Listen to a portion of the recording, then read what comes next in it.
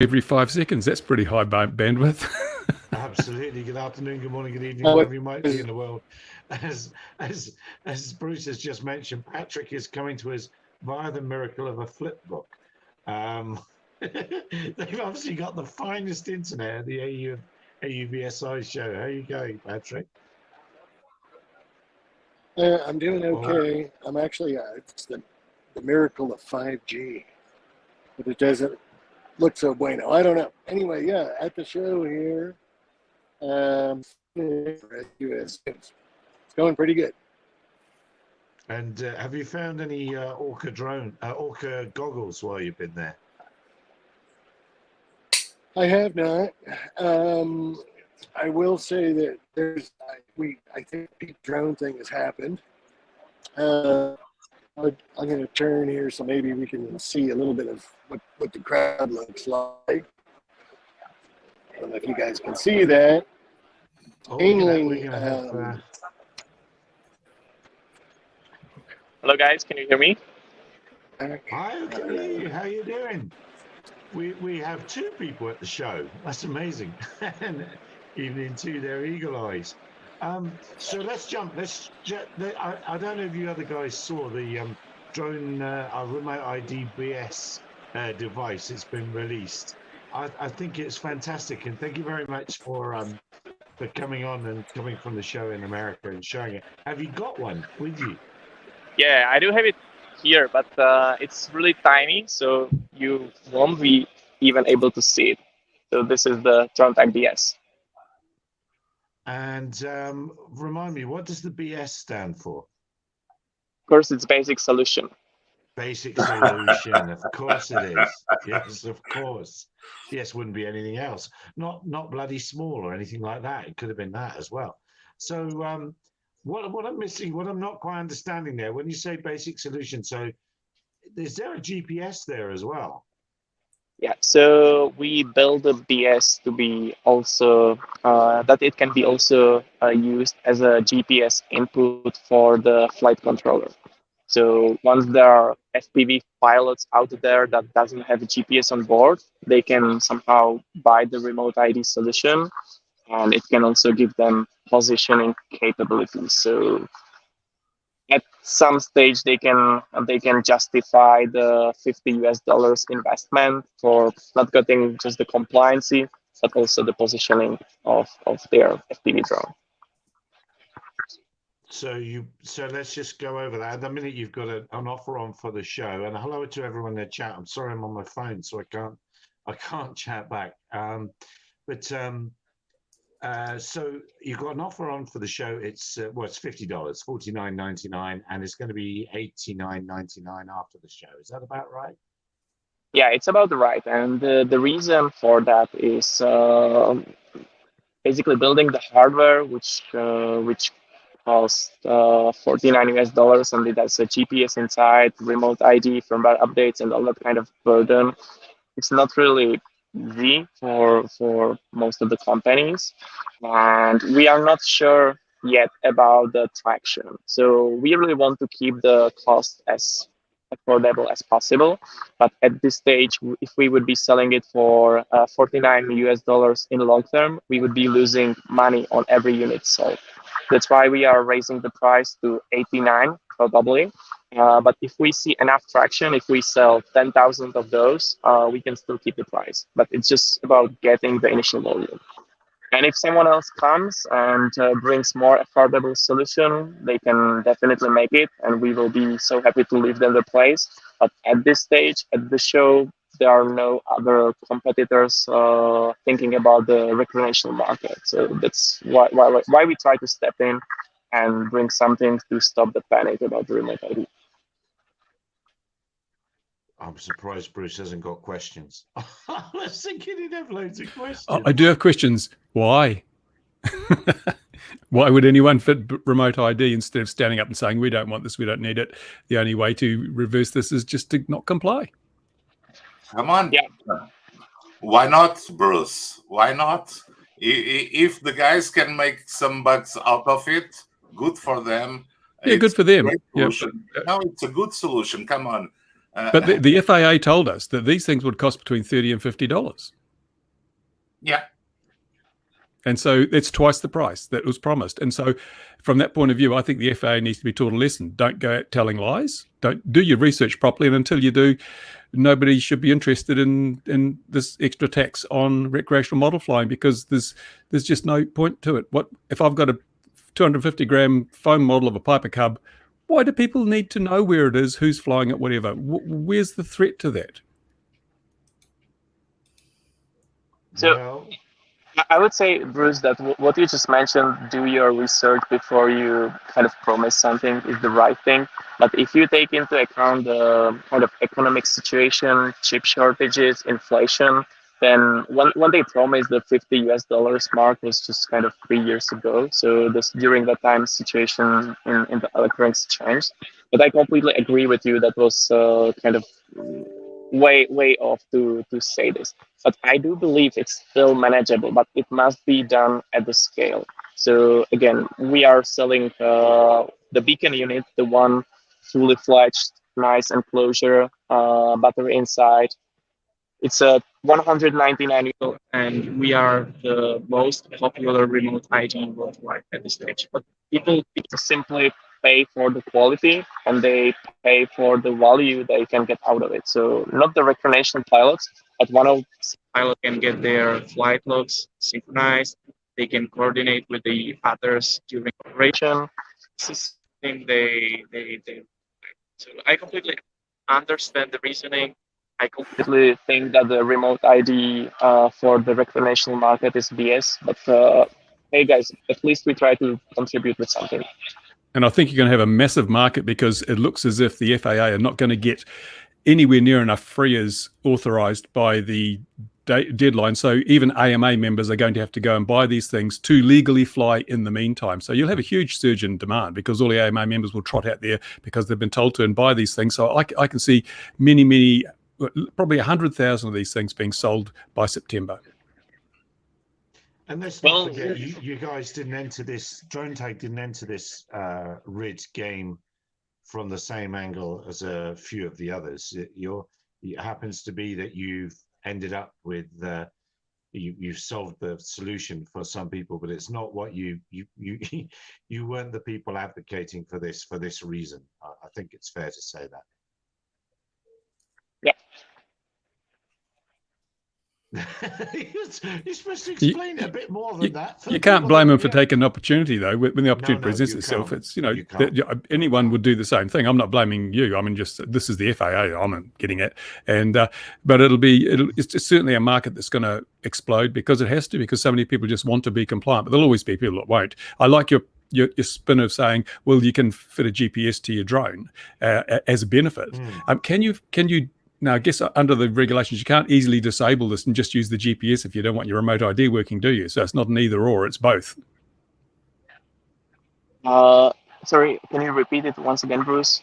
So say I fit this to my drone and I'm using it as a GPS for my beta flight, return to home or whatever. Yep. If I don't want the broadcast, remote ID signal broadcast, I can't disable it and just use the GPS though, can I? Well, as for the rulemaking, how it is now, we don't allow you to disable the remote ID. So you just need to have both up and running. It's some kind of feature we might add. If it turns out to be illegal, we might add it. But again, we must also think about advocating the regulation, which says something. So we must follow that.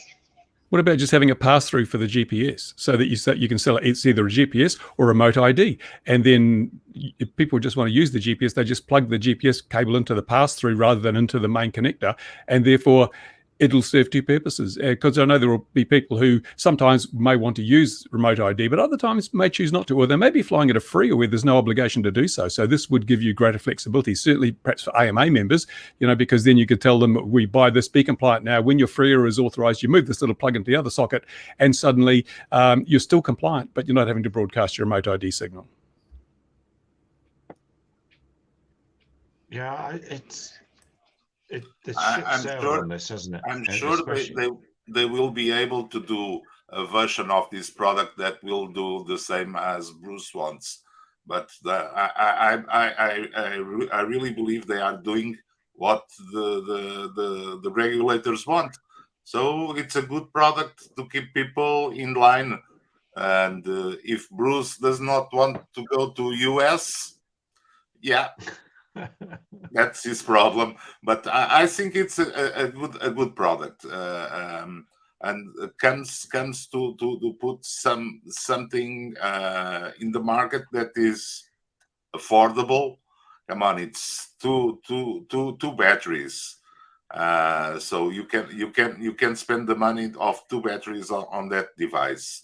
So yeah, hey, it's better for the being good guys doing it than some nasty gray Yeah. corporation doing Yeah. the other products. So my Yeah. my best regards and congrats to that. Thank you. Yes. Thank you. But anyway, as I mentioned earlier, if someone else comes, we will be happy to leave them the spot, because for us, this is not the main income for the revenue. For us, it's kind of the unmanned traffic management applications. So we try to build this just to stop the panic, because I'm drone pilot myself. I've flown the RC models when I was young, so I can feel the pain. So that's the idea. No, good for you. Good for you. No, that's excellent. And how's the show gone for you? Patrick's been walking around and I've been looking, and it looks quite empty. How many people are there? Has it been busy? They're trying to say, like, it's better than last year. But I hear last year was no bueno as far as attendance was concerned. So I would say that the shows in yesteryear used to be more, let's say, busier, with a lot more, let's say, diversity in systems. There's not a lot of ground systems or underwater or on the water systems. I don't see any space represented. And the legacy vendors are not here. So I would say that. The other thing I would say is, when I used to come to this show, it took me 2 days to walk on the floor just to get through half of the exhibits. I knew that many people. I will say that all those people washed out. There's new people. Very few of the old guard or the old breed left, as far as people that have been here for a while. But they are here. A lot of people say the same thing, that the old faces are gone, and that most of these people won't be here in 2 years. They'll bust out, and there'll be a new crop of faces in the exhibit hall. Yeah, no, absolutely. Did you notice we had a spurious 11 minutes of power then? That probably means we won't have no power again for another 15 hours. It wasn't supposed to come on till 1 a.m, so I don't know why it came on at 11. So, yeah, that's probably it for a few hours now. I'm kind of liking the film noir look, though. It's really good. Where, what, sorry? I'm liking the film noir, Oh, yeah. Well, Yeah. I've spent hours. This has cost me Patrick. $100,000. This whole look. Yes, everything. And Patrick, how is the panorama of those no-name Chinese vendors that usually populated the small booths with all kinds of crazy accessories? Are they still there? No, DJI's here, and like co-boosting with a couple of people, and the people that work there, people are asking them about the spying or whatever, and people, I don't know. So that's kind of the what's going on there. And there are some American manufacturers. I did send you some pictures, Gary, some stills. Also, Sony's got their drone in their booth, and I sent you a picture of that. So you can, if you want to post that or whatever. But I don't know. There's not a lot of new stuff under the sun, as far as I'm concerned. So what's the geographical distribution of vendors over there? 50% American, 10% European, 40% Chinese? What's your take on that? There are Europeans here, and there are some manufacturers from the United States, and I would say there's not a lot of Chinese. So at least I haven't seen them. I mean, I'm sure they're peppered in, and then again, it depends on who you want to call Chinese. You know, is Autel Chinese? Yeah. You Yes. want drones without Chinese parts? Simple answer, You know, yes. how you gotta. I need some qualifiers. Hey, Throw are some the blue qualifiers. badge approved American drones companies all there? Yeah, and then Philip's here too. The Cube, he's here, and he's as blue as can be. Um, you know, with their offerings, I guess the orange and the blue cube are both certified. Although I don't know, everybody's going back and forth on that. Okay, is that blue? And is the code blue? Is it open source code? There's lots of questions, but I will say, um, you know, I don't bust the military's chops as hard as I do the FAA's chops, and there's reasons for that. But they come to these realizations like not too long ago that there were Chinese parts in the Skydio. I didn't say anything, but I will say that, you know, where have you been? Because that's kind of common knowledge in the industry or in the community. And in questions about the code for both Mission Planner and for, you know, Ardu Pilot and whatever else. Who's writing the code? Where are they? Things like that. And then how that's vetted also, you know. And I don't want to get too much into detail because I don't want to give away any secret sauce. But a lot of the people on this hangout probably know some of the concerns that I'm speaking of. Patrick, what's the FAA's footprint at the show? I've not been to AUVSI, so I can't say, but do they have a booth? Do they have a way in which they can engage with the people there? They do. One of the complaints about the FAA is, you know, the FAA is trying to say now, you know, I guess people are really kind of beating up on them about the Chinese monopoly. Yours truly, I tried to get on the ACC, the Advanced Aviation Committee, as community advocate. The spot was open. They gave it to two people from one company. I called the manager of the committee, and he told me these people were very qualified. To which I said, you know, there's a handful of people on the planet that have the qualifications that I do or experience. Yada yada. I still don't think they're really interested in solutions.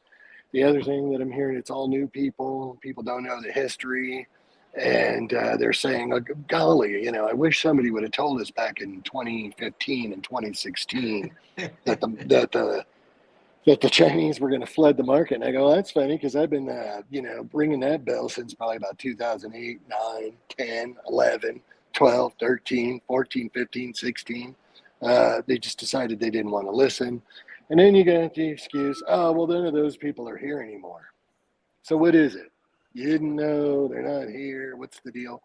It really, it's kind of sad. Talking to the guy at the FAA, when I hit him with the statistics, you know, the statistics are out there that basically less than 1% of the drones registered with them are made in the USA, and 77% of those are made by DJI. The guy that's managing the ACC for the FAA did not know the statistic, and then he started laughing. And I said, it's not funny. You know, it's not funny at all. And then you guys like to say, oh, that Egan guy is a troll. You know, I'm the jerk. I'm the one that facilitated the Chinese monopoly. And I don't know if you guys read that article that that was published this morning about solutions for NAS integration, but you know, it's all pragmatic stuff. I've been talking about it for, I don't know, a decade. All of us probably have been talking about stuff in there for over a decade. So anybody that like we got blindsided by the Chinese has either been hiding under a rock or in a cave in Afghanistan somewhere. No, the Chinese were there as well. Yeah, in Afghanistan, yes. Yeah. In the same cave. Yeah. Well, the thing is, it's the moving around the chairs and the changing of officers. It was just, I've even forgotten what the countdown counter was for now. But that was, we could see when they went through their changes of administration, we would see the clock reset almost on their action all those years ago. The missomatic, that's what it was, and then we counted away from it, didn't we? But it's as night follows day. They change chairs and attitudes and everything changes. and everything gets kicked down the road again. And I think to be fair, that's happening in England as well at the minute. It's Some big the changes. Western model. It's definitely the Western model. I see in public and then also in private industry, the old people are all they're pushing them out. They're retiring, they're leaving, and so all of that like historical knowledge and whatnot is gone. And so the new people come in and they're like, well, I don't know, and it's like this obscure history that they don't know about. And I don't even think they want to know because progress was being made. And now it's just a deal, like you said, the musical chairs thing. Guy comes in 2 years later, guy, gal, whatever, comes in and 2 years later, they're gone. And then you just start the process all over again. And that's what I see happening here. Now, I saw a picture. Exactly. I don't know if it's there. But I saw, I've forgotten the name. What's the Aluda Airspeeder? You know the Aluda Airspeeder? Somebody sent me a photo. I can't share it on this because I'm on my phone. But it had a torpedo underneath it. And I'd be thrilled to know if it's there. Because can you imagine anything worse than one of those bloody Aluda Airspeeders armed? I mean, the thing's dangerous enough as it is. That's the suppository version. It probably is, yeah. But that would. Well, at least we get some movement. It's not a torpedo. It's the new vaccine for the COVID-20 pandemic. You had COVID. I like these creative solutions. Yeah, it's the others. Oh, go ahead. Good. No, after you. I was going to say the other thing is there's lots of, let's say, confusion about the counter-UAS thing still. What are the solutions? I talked to Jonathan Ruprecht earlier today, and he was going to be on a panel, and he's like, yeah, I kind of had to, get versed on this counter-UAS thing. And again, I go through there, and not much has changed. And I'm like, yeah, no. So there's not a lot. I talked to a gentleman here from who was the NATO representative earlier today. I go, so does Germany and the rest of Europe is like, are they taking notice now of the Chinese and the Iranian drones? Oh yeah, most definitely. Back in 2008 or 9, we were laughed at. So, well, nobody's laughing anymore. I think Ukraine has definitely proven that the best counter-UAS system is a Patriot or an Iron Dome missile. And I'm sure that none of them will have the remote ID BS transponder on them. So, maybe sorry, not a customer for you, but I'm sorry. Everyone's digging their old 72 megahertz radio out of the basement, because there's no RID. Yeah. Mm-hmm. Yeah. But on the theatre of war, I just threw mine away after 20 years. Just spoof the coordinates for the theatre of war, and all the missiles will go the wrong way. They've been doing that heavily, haven't they, on the border? And it's working to everyone's disadvantage. It's leveling the playing fields in some way, having massive GPS spoofing. Nobody's able to hit anything accurately. So there are some opportunities there. But as far as counter drone systems go, we can build one on the desk right now. Have you seen the specs that Hotel announces for their new 40 model, that they are anti-GPS spoof? Yes. Yeah, I did know. I very much noticed that. But how long will that take to go down the military supply chain? I wonder. I was given the opportunity to test one of those here. And I excused myself, said, sorry, I don't have the time to go and test the toy. The other thing with that why is... did you dismiss it? That sounds like you just dismissed it straight away and out of hand. God. Oh, God. Well, real work sometimes gets a priority. Oh, gotta bring in money. But the other thing is the word on the street is they're not capable of jamming everything everywhere. So people are trying different solutions and different stuff's getting through.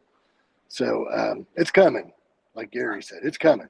Just a matter of time. I was looking at one of those systems. I was given a presentation, and they were claiming that they were only effective in about 1 kilometer diameter of the devices, but they could put antennas spread all around so they could cover a big perimeter, but they cannot legally jam GPS frequencies. And I asked them, how hard is it to change the center frequency of the jammer? He said it's possible. So yeah, we know they can do it. Yeah, but if it's hand flown, that won't matter anyway, will it? Once it's got close in and many other things, but we shouldn't really talk tactics and that sort of thing. But there's definitely ways around systems, and I do know people that have aggressed systems, and I do know people that have beaten all but one system. There's only one system I know of that's been really good, one sensor, and there aren't many of them about. So it is. Let's just chuck some wires in a box, put some flashing lights on the front, and some big guarded switches, and make it look like a gun. We'll be millionaires. I tell you, we'll be millionaires. It's that's what 99% of that is. No, now, we've got to talk. I believe that the biggest solution to sell such a system is to buy a Raspberry Pi and buy a whole bunch of antennas from every conceivable frequency and put it all around. It looks like I don't know what kind of. Exactly. The most expensive part of our system will be those fake antennas. That'll be the most expensive part. I got a name for it. I think we could call it the porcupine. There you go. It's the porcupine. There we go. The porcupine Counter-UAS system. Oh, geez, we're giving away millions right now. Yes, Patrick. Yeah. Let's go patent it and make some money out of it. We'll get the guys off the remote ID BS build it for us. Yeah, exactly. So we have a business now. And will it detect bombs as well? Oh, everything, even bruises. And I think even maybe bad intentions. Good intentions. Can we put a fortune as well? It definitely tell you a fortune and the lottery scores. And it'll be AI based with the blockchain. We'll have AI, Win, place, or show. Bruce, we haven't spoken of blockchain for very long. Blockchain. Some crypto. Where's my crypto? Gotta be in there. But what we can also do, though, is we can actually license, or we can say that we can put a date on our software, and we can brick it after a while, and make everyone pay again, just like those Orca goggles. So let's talk about those Orca goggles. What's happened? What's the problem? It's all fixed now. They're all happy again. Apparently, just fix them up. Yeah. I think there's been an official fix sent out. Of course, the guys that had the code that was now unlicensed, they also sent a temporary fix out, but Orca warned not to use that. But I mean, this boils down to the fact that it was kind of a crowd-funded thing in the first place. And I think it wasn't managed professionally. I know in my many years of managing software projects, we had things called code walkthroughs where once a week, everyone on the team or sub-team would get together and the whole team would walk through the code they'd written. They'd explain what they were doing, and we would point out possible flaws or bugs or whatever. And it was a massive way to make sure that no trapdoors, no backdoors got through, and that everybody learned from the coding activities of the rest of them. And it really, really reduced the amount of time that had to be spent in testing. It was just a standard approved way of managing the development process. Obviously, Orca were not following those basic principles. In fact, when you outsource something in terms of software, you never just accept binaries. You always need the source code, because otherwise you such a huge vulnerability to being extorted or basically if something goes wrong, you've got no access to that. So that they were very, very naive. And what I think must be really worrying for Orca is that I believe they're sort of chasing the military contracts now. And if this is the way they manage software projects, I think no one in the military will touch them with a barge pole. No in the military, all about poor customers that got bricked during the weekend. That will not be very useful for them. I don't know. I think the best article I read about this issue is the one on the register, because it really touches the issues of the software licensing and the issue that you were mentioning of not contracting outside binaries. So, but I don't know what's going to happen to them. The thing is that they're also selling into a dwindling market. It's basically analog goggles. They don't have a digital system. They've got a lovely display case for a digital system with glass and everything, but they don't have a digital system. And now everybody is raving about these new HD0 goggles and how good they are, but they got their own bugs. But I don't know where ORQA goes from here. With relying solely on an HDMI input to connect some other video receiver to it, I don't know that they're going to be able to sustain their presence in the market at this stage. Yeah, I think despite all the hoopla and the enthusiasts that they've managed to get, some of them that are also sometimes here, let's just say I don't think that they will have a bright future. I really don't think. No, they were very popular in the racing sector, but the racing is a very small part of the whole drone thing. It's tiny, man, and people that fly proximity and freestyle, most of them have been using Fat Shark, or they've migrated to HD0 or DJI. So they had a window of opportunity, which they did very well in. But now it's that there's nothing. They're not following up with anything. Yeah. Well, isn't it just a group of people that have got a load of boxes together from China and chucked some software in, and they're not really close enough? Maybe you've said this already. Have they not just demonstrated that they're not close enough to their product? Yeah, they outsourced too much. The lovely shape. They went in for the fancy, funky, angled goggle things at a time when everyone else was looking differently. But even then, they don't make a white version. I can't understand anyone that makes goggles that are not white, because if you fly in the middle of summer, the damn things get so hot, it reduces the life of the electronics. It's uncomfortable. I don't understand why anyone would still make black FPV goggles in today's world. Black is cool. Black is cool. Black is hot. Black is too hot. Well, yeah, there was a while ago, gosh, it was that German EPP manufacturer of had an engine on the back, T-tail. I can't remember what they're called. They're all black, and they tried selling them here, and they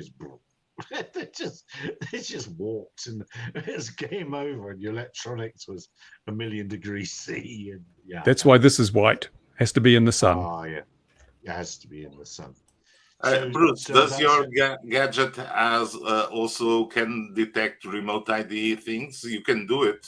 Yeah, I could do it. It's software. I'm sure someone will add a remote ID, but why would you need it? You don't really need it. But what I am looking at is FLAM, because gliders and things like that, FLAM is useful. And so just ADSB and FLAM. Maybe it can broadcast remote ID just to confuse the FAA. Well, it's got Bluetooth. So I assume it's Bluetooth on that device that's transmitting. Bluetooth 5, is it? It's Bluetooth 5, Thomas. On the BS. No, I can't hear it. Yeah. It's a Bluetooth 5 and 4, so it's compliant in the States and also in Europe. But it uses just very little transmission power, so it's just a 6 milliwatts to don't interfere with your drone and GPS and all that kind of stuff. You know, it'd be terrible if people found a way of making strips of I don't know, what could you use underneath that? Say something like tinfoil to completely Faraday cage the bottom half of it or something. Well, all you need is to have the antenna hard against the carbon frame with a ground plane behind it. That'd do a pretty good job of blocking the RF. Or you just don't plug it in, right? That's maybe the easier option. But it's supposed to be self-diagnostic, isn't it? It's supposed to. It must be able to show that it's working before you take off. It's one of the requirements of the FAA's regulation, isn't it? Yeah, but as for the broadcast remote ID modules, who would ever prove you that you skipped the self-check? So, yeah, for the standard remote ID modules, those are the ones implemented inside. You must have this implemented on the ground station. But for the modules, no one really can check that you did the test. I think we're going to have another person from a hotel joining us now. And I want to apologize, guys, because someone is still calling me on the phone from the booth. I'm pretty sure you saw me my fingers over the display, so I have to leave for now. But I'm really grateful to be there and show you the product. And again, thanks for fruitful discussion. Talk to you soon, Thank guys. you. Well, Good well luck. done, you. Yep, Good thanks for luck. fronting It's a up. good idea. Well done. Well done. Talk to you soon, guys. Cheers, Bye-bye. people. Bye. Cheers. Hey, we got an Orca fan that can explain us what here's is the going Orca, here's the on. man from Orca. It's the Orca representative. Is I would know. No. That's definitely not the case. so Hello. that means we had an Orca versus white shark fight. It's yeah, what a week. I don't know. Have you discussed that subject at all? I don't know what you've done. Sorry, I haven't been watching. I've been trying to get some food down me. I had a very long wait. So Yeah, we briefly touched on it, but I'd certainly appreciate your opinion on the topic. I may have to swap the Wi-Fi. I don't know what it's like. I'm on typical hotel Wi-Fi at the moment, where I may end up hopping over to the 5G hotspot. Is it working all right? Is it? Yeah, you're okay at the minute. Yeah.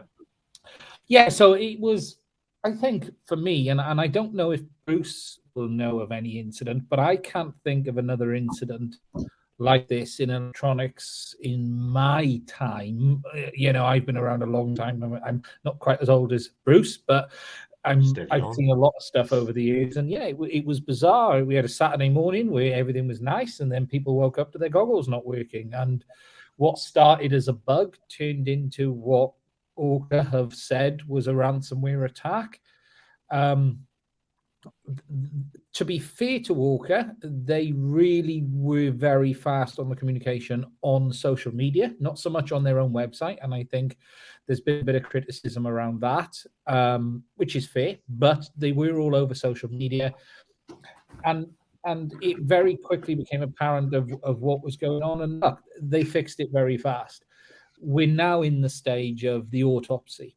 So what really went on here now, but this will be rolling on for years, because there will be goggles in cupboards that will be bricking themselves as we speak that are not being used, and some of these are going to have to go back. But it's a very strange situation, and look, I think if it happened the way ORQA said it did, I really, really feel sorry for them. Although we can argue all day long, naivety has come into it. If it's a contractual issue, that's for them to sort out with the company. But what is completely unacceptable from my point of view, regardless of licensing, was the fact that company was willing to block users' hardware. And that isn't ORQA, that was outside of ORQA. And that's the unacceptable bit, is they, from my point of view, the term is blackmail. Because that's what, if you look at this, they used the user base as a tool to ensure ORQA renewed the license. Yes, if John, and that's the original blackmail, because they could have had, this piece of software was the bootloader, so you can call it the hardware, low level bit of software that sits between the hardware and your operating systems on top. And it is often the case that software like that can be proprietary, but that would have to be loaded on with a tool. That would have to be, there'd be tools at the factory level for using the software by that company. And they could have locked that out. You could stop them making any more goggles. What you didn't have to do was block every person who has already got a set. And I think it's... I don't know, Ian. I really don't know, because if I was the contractor and the guy the ORQA that has hired me only wanted to pay for X amount of money, and I would clearly tell them, okay, you have 2 years of a license agreement, and after 2 years, did they tell them they were expired. Yeah, but did they tell? I find it extremely hard to believe ORQA knew, because they would have had time to fix this before it ever happened. if they knew. They would have rolled a firmware.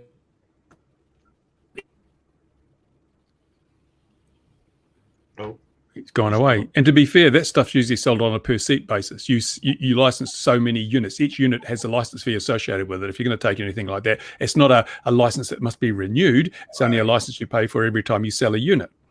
Yeah, it depends, Bruce. I've seen also many different interpretations of contracted code. But the big point is never contract something that you don't have the source.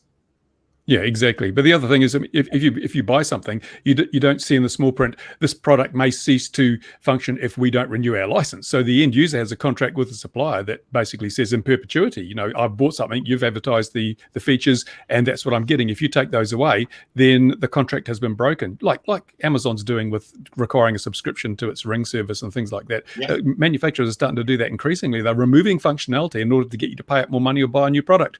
And I think there's going to be a lot of legal cases on this. The contract between the purchaser and the manufacturer is going to get a lot more difficult, because there may be these back end contracts which make it difficult for the manufacturer to continue to provide a service.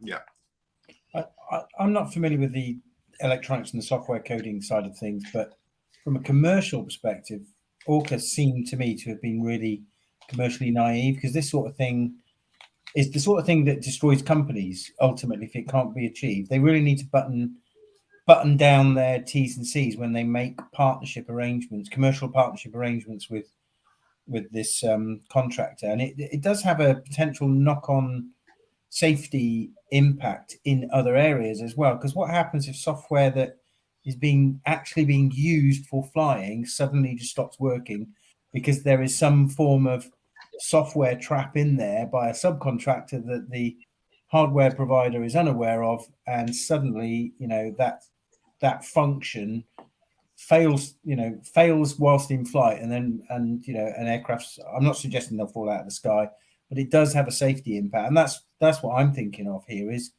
it can happen. You know, this is set a precedent. What other things could happen in the future? Yeah, a more common situation is where somebody makes a piece of code or licenses some code, and then the original producer of the code goes out of business, but a bug is found. How do you get it fixed? Normally, the code goes into escrow in situations like that. You know, if you're going to have to take binaries, then the source code must be placed in escrow in case the developer ceases to exist. That's it's standard stuff. Anyone that's been in the business long enough will know that this is what you do. And that's the weird thing in this. You know, I think we can look at all day long of did Orca not pay. All of that is valid, but that person preempted. That time bomb wasn't rolled in an update a month ago. That was wound in there a long time ago.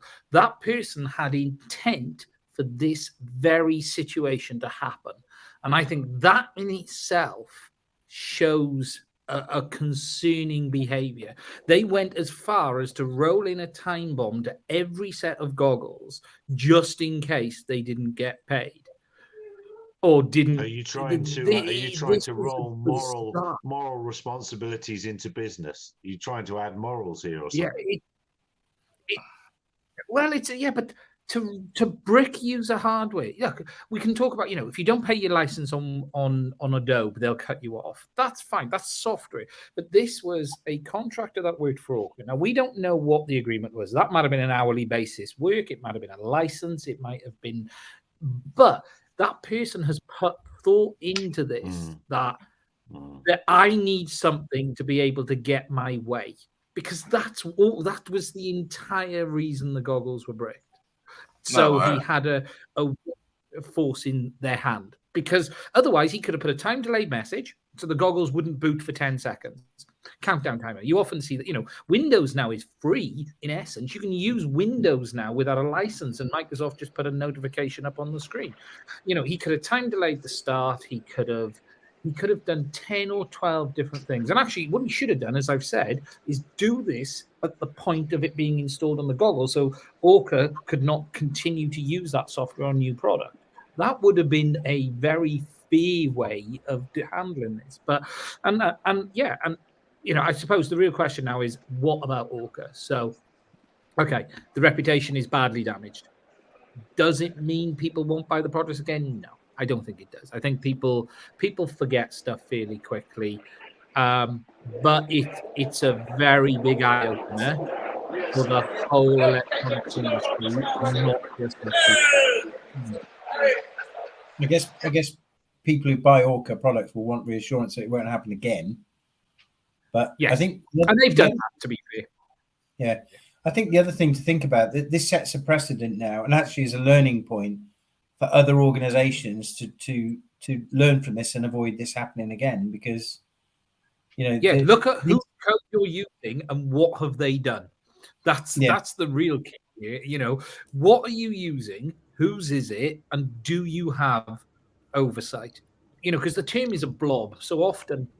And someone said, well, why would Orca have a company like this do it? Right. This low-level stuff is fairly specialized. It isn't your everyday C++ or Linux on top. This is that layer of software that sits right at the bottom, which it's a much smaller subset of devs out there that are used to working on it, like people who work on FPGAs and other stuff like that. So it isn't particularly unusual for you to bring in what like they call a blob, and it's just basically a lump of code. You may not have access to that code because it's proprietary. All you do is have API interface in and out. So, it communicates with the hardware below. It sends the calls up for your software. But what you don't have is visibility. And that's where the naivety aspect has come in, Yeah, good. Sorry. A good example of this is code libraries. You buy code libraries, you only get the library, you don't get the source code to that. You rely on the other thing. But imagine if both Orca and the other company had gone out of business before this happened. Then everyone's goggles be totally bricked. And so what do you think? We spoke about this earlier, but I'd like Ian's perspective on what do you think the future is for Orca? Are they selling a product that no longer has much demand in the market because of the shift to digital and the fact that HD0 are offering the same HDMI and analog capable goggles? That's open source, isn't it? Yeah, and no, I think we should be fair. HD0 isn't fully open source, and I'm a big HD0 fan, but their ASIC is closed source, and you could actually have the same situation where if Carl went under, they're still stuffed. It's not as you've openly said, Bruce, it's not a fully end-to-end system. But we know there's nothing like this in the OS side of things. So in theory, if HD0 goggles did shut down, the only bit that could be shut down is the HD0 element. The rest of the goggle would function as expected because it is open source. I think, it's a dying market. I looked at Fat Shark the other weekend. They're now only selling 3 sets of goggles. You've got Orca, you've got SkyZone. They're the predominant 3 players, and they're all fighting over a system that analog's never going away. But the march to digital has been much faster than I think many anticipated. And with, I don't even think there's room for 3 systems in the market. We've got 3 today, and I don't even think really 3 can survive in the long term. But bolt analog on the side of that, it's not a market that's going to be around for the next 10 years. So sure. no need to start pushing for an ArduPilot goggles version. There is no need for that. Well, you got lots around the corner. You got OpenHD, which is OpenHD. I was watching a good update on that this week, and look, that had a big setback because of a developer change, and it's had basically a complete rewrite. But when that rewrite comes, it's going to support a whole host of new hardware, a whole host of new cameras. You've got, I am aware of another system in the background, which is not in existence today, but the foundations are solid, if you know what I mean, in the sense of the technical detail is the basics of the hardware side is fairly simple. The back end, the IC, all of this stuff is needed, and I'm aware there is another system in the works. So there are more and more players coming into digital, and the only bit now that is restrictive is cost. Because you can still enter analog for what, Bruce, $50 probably in it, camera and VTX, $50. we're not at that stage with digital. Yeah. I don't ever think we will be. You can get a whole just analog asked system for under Patrick, $100. Box goggles, AIO, Yeah. camera, VTX. And for some small, simple, cheap stuff, it is the best solution. I think what's lend Patrick, is 500. Sorry, Chess. What, Patrick? If you're hearing, what time of day is it over there? Because that hall is empty. Yeah, he's not listening. No, But have you I not think what is noticed- dead, Bruce, and what you said earlier is high-end analog goggles. That I think the future of analog now is budget. I think it's as you said, $150. That's the future of analog. Go, Patrick. What time is it, Patrick? What time of day is it over there? Nope. Nope. Looks like about 2 in the morning to me. Right now it's 4 in the afternoon. Oh, so it's quite late. So everyone's going home. That's then. California time. Oh, okay. 4 in the Okay. 4 in the afternoon. And have you been to any of the wing demo flights that they're doing? Did you ask me a question? You don't know what time it was. I was just interested because it looks so No, empty. I but haven't you been to say any it's of the 4 demo o'clock, so- flights. Okay. You see, we can plainly open see for here about the another advantages hour. of 5G It's not communication. really super busy this year. I think his phone's on long wire. Latency, definitely. I'm in deep in the back. Have to get him a CB radio for next time. I tell you what is interesting, Bruce. I'd be interested in your opinion because obviously I don't know how many saw the Lewis Rossman.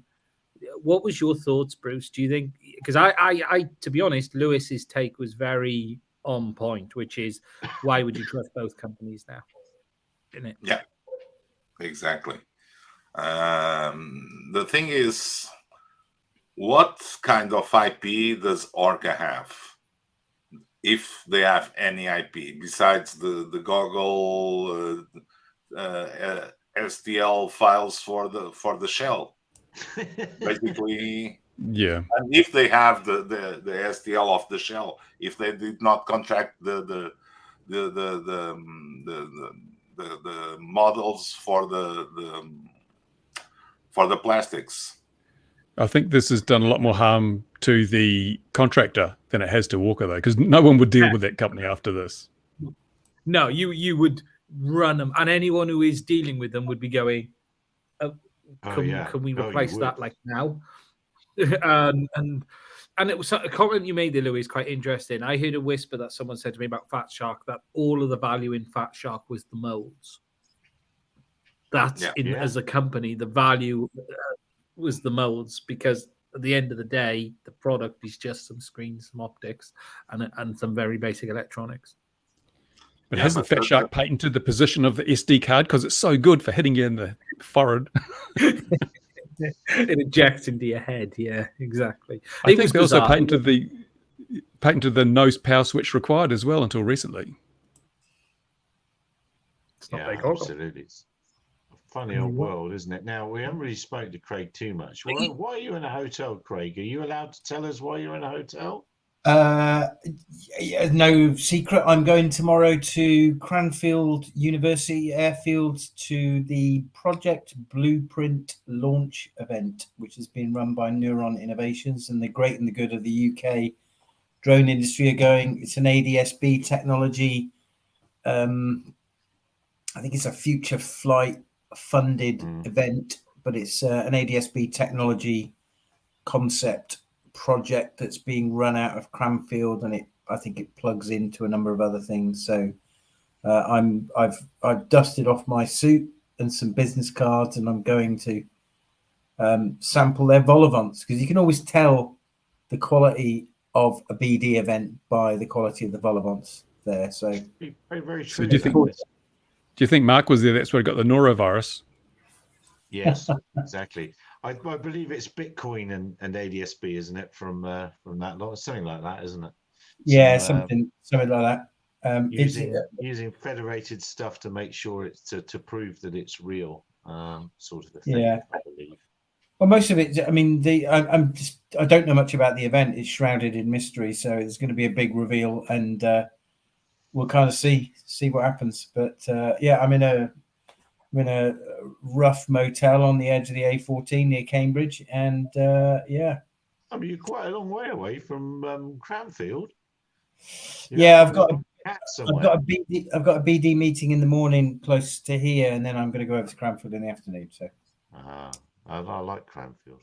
It's a nice place. I like it very much. Yes. Oh well, that's not so secret. I was expecting a much bigger secret and stuff like that.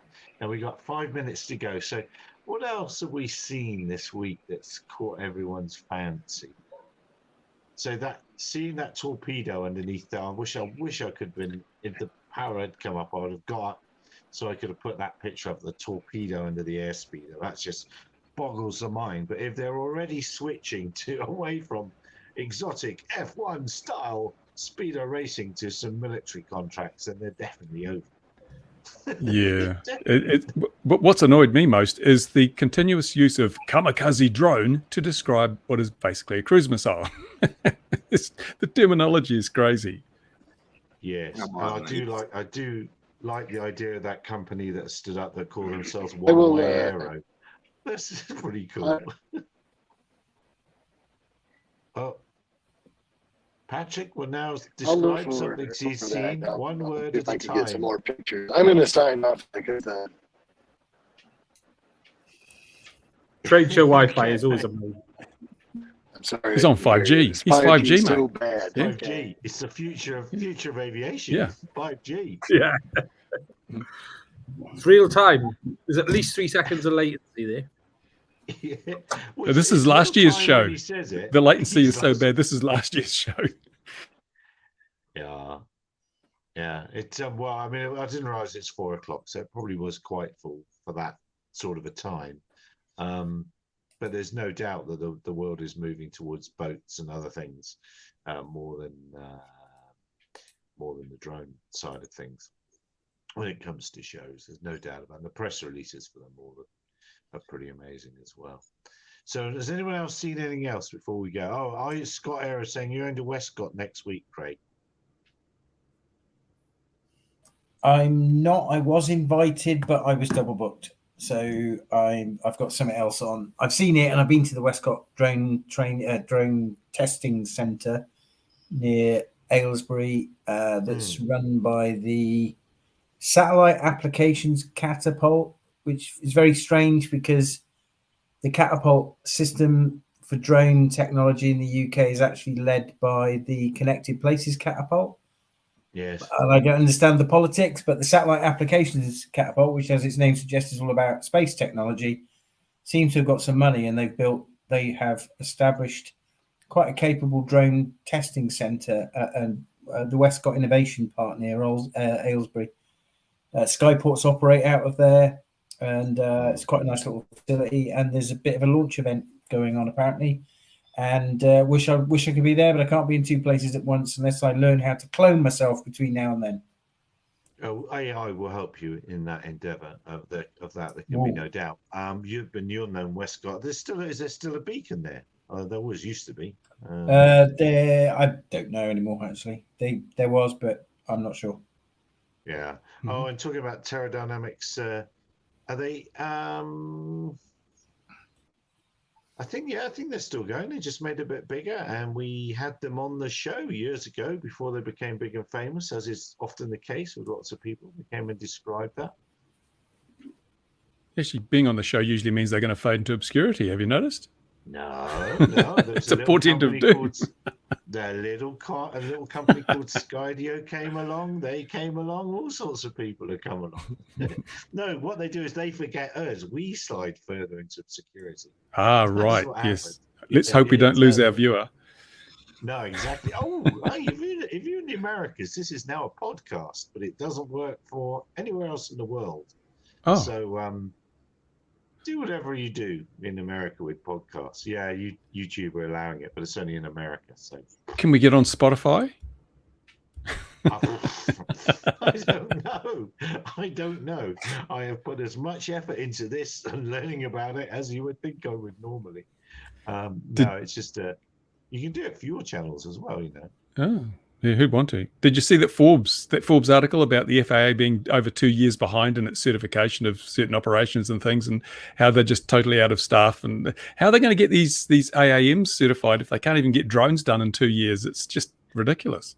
Well, that could, I've forgotten the one that's in Bristol, and that had quite a good chance, but they're beginning to sound the alarm bells, aren't they? Because the VX4, is it? I can't remember which one it is. Vertical Aerospace in Bristol. Vertical Aerospace. Yeah, because even the UK is, you know, saying well, it's going to take a bit longer than you think. And the CEO of it, I saw he said in an article, he said, well, I didn't come from an aviation world and I didn't know anything about certification. He didn't know that had to happen. It was like, oh, okay. Well, that's yeah. great. I mean, typically certification in the manned aircraft world has never been an easy, straightforward process. No. And I think they were just probably a little bit naive. They obviously have to give overly optimistic projections to the shareholders because they want the confidence in the shares. And obviously that hasn't played out in this particular case. I don't think it's going to unduly affect them. At the end of the day, he's just rolled out a little bit of reality and they'll be fine. You know, their test program will continue. But I think it's a dose of reality for all those AAMs out there who are desperately trying to get certified overnight, and they won't because the process that's not the way the world works. And it doesn't matter how much money you throw at it; it's all regulator driven. So there's a lot of time. Just outsource it to Boeing. They know what they're doing. Yeah, absolutely. And don't forget to use some little company for some tiny little bit of code. Little yeah, exactly. A particular thing at the wrong. Yeah, that works. Yeah, I mean that. Yeah, it's, and I see in America they're saying that they are probably going to want 1,500-hour CPLs to be driving the things at the start. So they've got a flag in there. They'll be all the helicopter pilots that have been put out of business by the AAMs. Yeah. Well, Yeah. Right. Yeah. Yeah. Right. But as soon as you put that 1,500-hour CPL in there, that completely boots the cost efficacy of the whole Exactly. thing. You've just got helicopters again. There's no commercial benefit to it, except that you have to recharge them instead of just pushing fuel on them. It's just such a concept that is just not ready for being made a reality by several decades. I think it's ready for being made a reality for the military and moving stuff in a war where money's no object and no one's on it. But moving, they use mortars for that. Wow. Yeah, true. but there are other solutions for that. I mean, the US military have been using unmanned, not optionally manned, but unmanned helicopter or manned helicopters that have been made unmanned. Have been used in Afghanistan. The Cayman is a good example. So that solution's a reality already. I don't think AAM is going to bring anything new to the party. I wouldn't say it's a false dawn, but Bruce is right. There's a lot of people believing that this is going to happen overnight and it's going to change the way aviation is, but I don't think it will. And there are other solutions for logistical payload delivery. There's loads of cargo drone companies springing up now who are going to be in the market quickly with a product. So but without the way to effectively fly it for their money, unless you're somewhere like here in Africa where you can get away with it a little bit more. I mean, a lot of them are targeting that sort of market because you've got a bit more freedom to operate. Zipline have done exactly that. They lent out into the market, went to Rwanda. Rwanda were very keen to facilitate, and as a result, they've got 1 million test hours under their belt. They've lost a lot of aircraft in achieving that, but they've learned a lot. And now they'll tell you they haven't lost any, but I know of a few. Well, I know for a fact that they have. But the point is, they've got a market cap value of $4 billion US. So they're clearly doing something right. If they've lost any aircraft, just look down the back of the sofa. That's where all my lost stuff turns up. Oh yeah. Yeah, but I think and Scott Aero is mentioning the I can't remember the one guy that is coming to it as well. And I'm not sure that just carrying a badge saying I've been involved with racing cars helps you too much when you're trying to get into aviation. I don't mean to diss the guy, but I mean, it's a qualification, yes. In the manufacturing side of things, it's probably very good, but the aviation side, well, we shall see. we shall see. And Pat's saying trebuchet. That is the You word. always got to say trebuchet once per broadcast. Yes, probably have. All right, no, we've gone over the hour. Any more for any more? If anyone wants to buy a small rural airfield in New Zealand, I may have a deal for you coming up soon. Oh yes, I Well, believe your well- council tax is going up a little bit. Yeah, the council here, that lovely lady that knocked down the tower, her skillful management seems to have got the local council in a bit of a hole. And so now they're having to claw back $7 million a year from a budget that doesn't balance. And one of the things they're looking at is asset sales. And if you look around the district, what does the council own that is very rarely used, represents quite a significant value, a multi-million dollar value that they could sell to help fill in the hole created by previous administrations. I've got no clues, but I'm sure someone will come up with an idea for that. The town hall. I wish. Would it be would it be value? Really? On land value alone. I mean, the problem is out here, you can't buy any piece of land like this way. I look at America and they're talking about setting up an FPV park there. They've got $30,000 and they can buy 10 acres. Here, you can't buy 10 acres anywhere, even completely remote and undeveloped, for less than several $100,000. So we've got prime dairy land here that if it's sold, it'll be torn up and used as an agricultural dairy farm. In that case, it's probably worth just land value alone, a couple of million, $2.5 million. Well, it would make a big dent in their missing budget then, wouldn't it? Yeah. Well, fingers crossed it doesn't. That would be terrible. Yeah. Do you have firefighting aircraft come there and stuff like that? No, or? nothing. It's just used for nothing. Well, there we are. Then best sell it for cows. Yeah. And those nice horses that go by around the back every once in a while. Those Hey, nice horses. You have a chance. Have some Chinese land developers buy the piece of land and convince them to do a tower like DJI did in China. So Yeah. I just crowdfund it and the community can buy it and everyone can come and use it for free. There we are. It's just as cool Cat saying, yeah. Yeah. For free. What one we've all bought in several $1 million. The dog's barking out. All right. I must go. It is time to go to my next day of no power at all. So dear viewer, wherever you are in the world, thank you very much for being with us. We'll see you again 2100 GMT next week, when maybe someone from Orca or that other company will come. I emailed them, but they didn't seem to want to come. Wherever you are in the world, look after yourselves. We'll see you again next week. Thanks, chaps. See you again. Cheers. 1 button, 2 button.